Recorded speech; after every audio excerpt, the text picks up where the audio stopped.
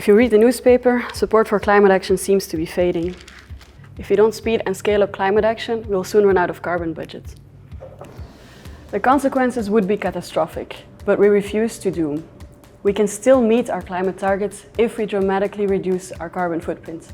What exactly is a carbon footprint? Let me explain. Welcome to Futureproofed.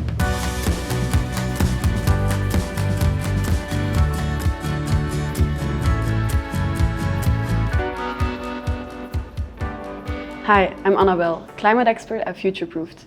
At Futureproofed, we help companies and cities reduce and measure their carbon footprint. We always start by clearly explaining what a carbon footprint is. The carbon footprint is the amount of greenhouse gases that a company or a city emits.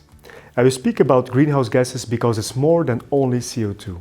We also have, for example, methane that we find, for instance, in natural gas or in agriculture.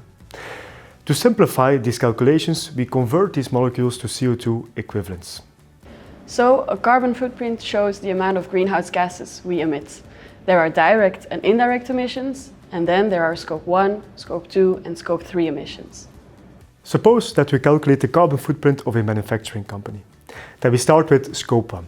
Scope 1, it's about the emissions that the factory directly has, or for example the emissions that are coming from their company cars.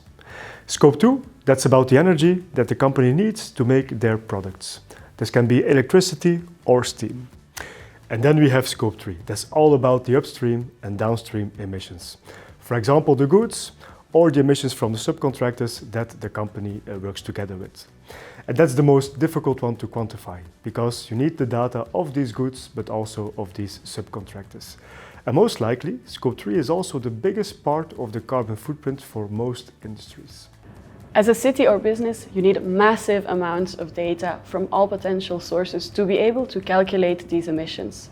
Still, there's no need to panic. Just start from the data that you have, and once you know your biggest CO2 hotspots, you know where to start and how to reduce them. That's really the most important thing to take away from this video. Just get started.